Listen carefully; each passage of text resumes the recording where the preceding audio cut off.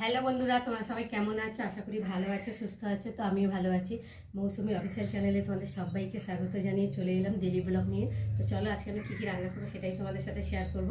প্রথমে দেখাই, দেখো কলা রয়েছে। তো এখন অবধি টিফিন করিনি, 10টা বেজে গেছে, 10টা কি 10:30 বাজে। টিফিন করিনি, এখন টিফিন করব। তো টিফিন করার আগে একটু সব কেটে কুটে সব রেডি করে নিয়েছি, মশলা টশলা রেডি করে নিয়েছি। আর এখন একটু টিফিন করবো। এই যে কলা দিয়ে, মুড়ি দিয়ে আর নারকেল দিয়ে টিফিনটা করে নিয়ে তারপর রান্নায় যাব। সব রেডি করে নিয়েছি আর ভাতটা বসাবো। আর আজকে রান্না হবে ট্যাংরা মাছ দিয়ে আলু দিয়ে ঝাল। আর এখানে দেখতে পাচ্ছ কচু কেটে নিয়েছি, কচু দিয়ে চিংড়ি মাছ দিয়ে নারকেল দিয়ে করবো। আর এখানটা আদা বাটা, জিরে বাটা, রসুন বাটা, পেঁয়াজ, লঙ্কা সব মশলা টশলা করে রেডি করে নিয়েছি। আর এখন আমি ওই যে কচুগুলোকে দিয়ে ভালো। তো চলো বন্ধুরা, রান্নার আগে দেখিয়ে দিই। তো দেখো, এই যে 8 ট্যাংরা মাছ ভালো করে ধুয়ে ধায়ে নুন হলুদ লঙ্কা মাখিয়ে রেখেছি। আর এই যে আলু কেটে নিয়েছি, মাছের ঝোল হবে। আর এই যে কচু ভালো করে ছাড়িয়ে ধুয়ে ধায়ে নিয়ে এসেছি, কচুটা সেদ্ধ বসাবো। আর এখানটা এই যে চিংড়ি মাছ কেটে নিয়েছি, কচু দিয়ে হবে আর নারকেল দিয়ে। আর এখানটা এই যে সব রকম দেখতে পাচ্ছ মশলা করে নিয়েছি। দেখো বন্ধুরা, জল দিয়েছি কড়াতে। আর এখন এই যে কচু শাকগুলো দিয়ে ভালো করে ফুটিয়ে নেব।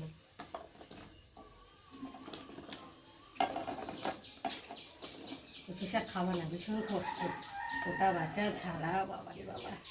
আর এমনিতে আমার অ্যালার্জি গা, চুলকে চুলকে আর অস্থির হয়ে যাচ্ছে। কি করব, খেতে ইচ্ছে হয়েছে।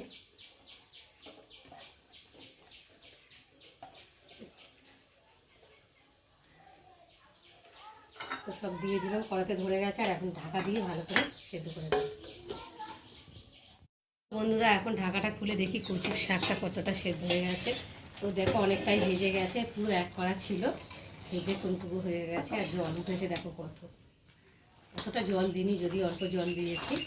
তো দেখো কচু শাক থেকে এত জল বেরিয়েছে। দেখো কষ বেরিয়েছে, দেখো কালো হয়ে গেছে। একটু নেড়ে দিয়ে আবার একটু ঢাকা। তো দেখো বন্ধুরা, কচুটা সেদ্ধ হয়ে গেছে, কচু শাকটা। আর এখন আমি জলটাকে ঝারিয়ে নেব।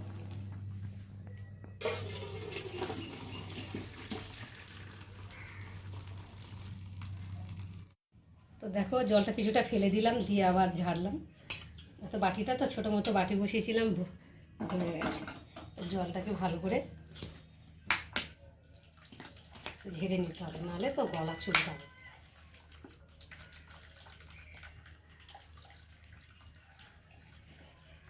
তো দেখো বন্ধুরা, জলটাকে ভালো করে ঝাড়াতে দিয়েছি। আর মাঝখান দিয়ে ফাঁক করে দিয়েছি, যাতে জলগুলো টোপে টোপে বেরিয়ে যায়। আর কড়া বসিয়েছি, কড়াতে এখন তেল দেব। কড়াটা অনেকক্ষণ বসানো হয়েছে, তেলটা গরম হয়ে গেছে। আর এখন এই যে কেটে রাখা চিংড়ি মাছগুলোকে দিয়ে ভালো করে ভেজে নেব।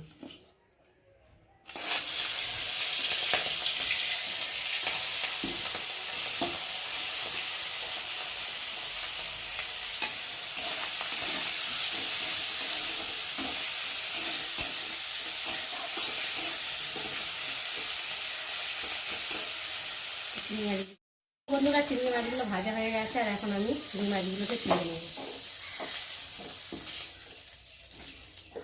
চিংড়ি মাছ ভাজলে না কড়াইয়ের অবস্থা দেখো লেগে যাচ্ছে।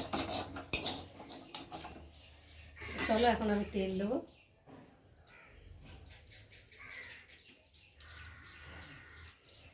তেলটা গরম হয়ে এসছে। আর এখন দিয়ে দেবো তেজপাতা,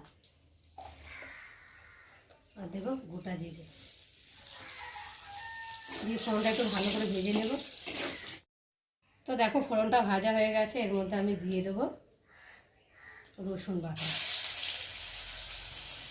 জিরে বাটা, আদা বাটা, দেবো কতগুলো কাঁচা লঙ্কা পাতা।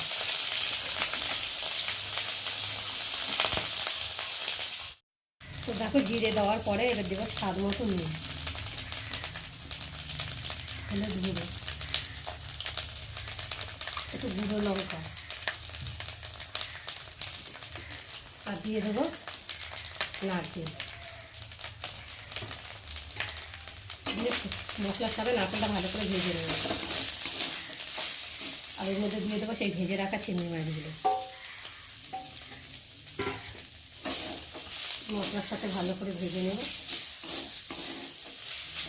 নারকেলটা একটু না ভাজলে না কাঁচা সব গন্ধ বেরোবে না। তো দেখো বন্ধুরা, নারকেলটা ভাজা ভাজা হয়ে গেছে, মশলাটাও ভাজা ভাজা হয়ে গেছে। যেহেতু রসুন দিয়েছি, একটু ভালো করে না ভেজে নিলে না কাঁচা গন্ধ বেরোবে। তো দেখো সব কিছুই উপকরণ দিয়ে ভালো করে ভেজে নিয়েছি। আর এখন আমি এই যে সেদ্ধ করে রাখা কচু শাকটাকে দিয়ে দেবো, দিয়ে একটু ভালো করে নেড়ে দেবো।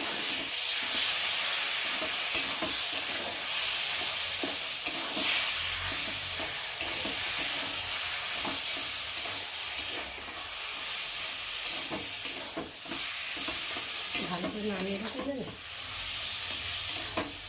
মশলাটা ঢুকবে না কিছু। তো দেখো বন্ধুরা, আমার কচু শাক তৈরি হয়ে গেছে। এখন একটু ভালো করে নেড়ে দেবো। আর দেখো জলটা অনেকটাই শুকিয়ে গেছে, বেশ ছাড় মতো হয়ে গেছে দেখো। আর এখন আমি নামাবার আগে পরিমাণ মতো একটু চিনি দেবো। চিনি দিলে স্বাদটা হয়, খেতেও ভালো লাগে। আর দিয়ে দেবো গরম মশলার গুঁড়ো।